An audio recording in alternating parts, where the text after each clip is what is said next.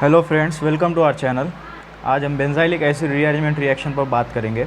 Generally rearrangement reaction होती क्या है, जब कभी भी किसी मॉलिक्यूल के अंदर, ठीक है, जब कभी किसी मॉलिक्यूल के अंदर एटम, फंक्शनल ग्रुप, इनका माइग्रेशन होता है, ठीक है, उनका रीअरेंजमेंट होता है किसी मॉलिक्यूल के अंदर, उसको बोलते हैं रीअरेंजमेंट रिएक्शन।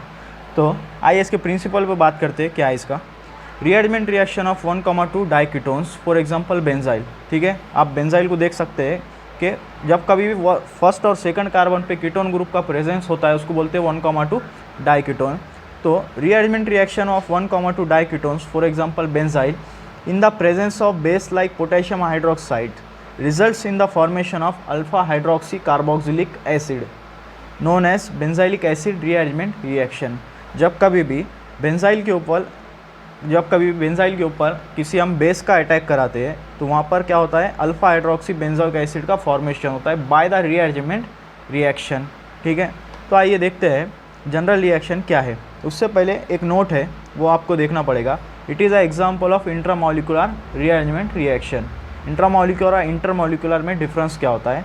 इंट्रामॉलिक्यूलर यानी कि सेम मॉलिक्यूल के अंदर, जब कभी भी किसी सेम मॉलिक्यूल के अंदर रीअरेंजमेंट रिएक्शन होती है, उसको बोलते हैं इंट्रामॉलिक्यूलर। ठीक है, अगर किसी डिफरेंट मॉलिक्यूल में होती है तो उसको बोलते हैं intermolecular.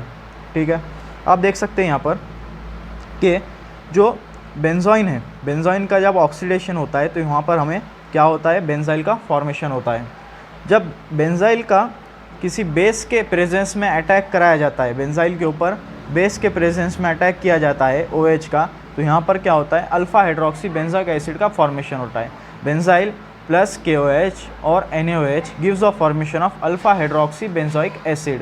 Now coming to the mechanism how it is possible.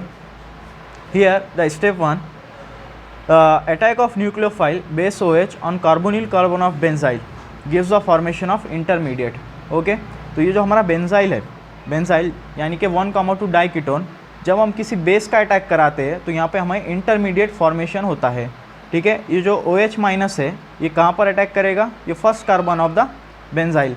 यहाँ पर देखिए अटैक किस तरह से होता है, the attack of nucleophile on carbonyl carbon. Carbonyl carbon मतलब क्या, कार्बन जिसके ऊपर पॉजिटिव चार्ज होता है, उसको बोलते हैं carbonyl carbon. How it is possible? So यहाँ पर देखिए जो कार्बन और ऑक्सीजन के बीच में पाई बॉन्ड का फॉर्मेशन है, तो ये पाई बॉन्ड टूट के ऑक्सीजन क्या करता है, अपने इलेक्ट्रॉन्स पूरे अपने तरफ ले लेता है। इस वजह से क्या होता है, कार्बन के पास क्या होता है, रिक्वायर्ड बॉन्ड फॉर्म नहीं होते, इसलिए पॉजिटिव चार्ज आ जाता है क्योंकि उसने अपने इलेक्ट्रॉन डोनेट कर दिया होता है। So next step 2, 1,2 migration of phenyl ring to second carbonyl carbon of benzil. ठीक है, 1,2 माइग्रेशन, जो फिनाइल रिंग है उसका 1,2 माइग्रेशन होता है किसके ऊपर, सेकंड कार्बन के ऊपर of benzyl. Intramolecular carbanion addition. Here the intermediate compound now rearrangement to give a stable compound. यहाँ पर देखिए ये जो फिनाइल है, ये फिनाइल फर्स्ट कार्बन पर है, इसका माइग्रेशन होता है सेकंड कार्बन के ऊपर। क्यों? क्योंकि इसको स्टेबिलिटी गेन करना है। यहाँ पर देखिए ये जो ऑक्सीजन है, ऑक्सीजन के ऊपर निगेटिव चार्ज है, ये क्या करेगा, कुछ देर के लिए अपने पास इलेक्ट्रॉन रखेगा। जब कभी भी किसी मॉलिक्यूल के ऊपर निगेटिव चार्ज आता है तो वो अनस्टेबल होता है, वो ज़्यादा देर तक अपने पास इलेक्ट्रॉन नहीं रख सकता, तो फिर से क्या करेगा, इलेक्ट्रॉन यहाँ पर पुट करने की कोशिश करेगा। इलेक्ट्रॉन पुट करने की वजह से क्या होता है, यहाँ पर कार्बन के ऊपर 5 बॉन्ड फॉर्म हो जाते हैं। कार्बन की वैलेंसी 4 है, अगर वो जब कभी भी अपने वैलेंसी से बॉन्ड एक्सटेंड करता है तो वहाँ पर क्या होता है, कार्बन की वैलेंसी लूज होने लगती है। तो इसलिए क्या होता है, यहाँ पर जब ऑक्सीजन अपने इलेक्ट्रॉन देगा पाई बॉन्ड फॉर्म करने के लिए, तो ये फिनाइल रिंग क्या करेगी, माइग्रेट कर जाएगी। ये फिनाइल रिंग माइग्रेट कर जाएगी और ये ऑक्सीजन का और कार्बन का पाई बॉन्ड टूट के यहाँ पर फिर से क्या हो जाएगा, निगेटिव चार्ज आ जाएगा। ये क्या होता है, फ्रैक्शन ऑफ सेकंड में चलते रहता है। सो रैपिड प्रोटॉन ट्रांसफ़र करना पड़ेगा। ये ऑक्सीजन, अब फिर से ऑक्सीजन के ऊपर निगेटिव चार्ज आ गया।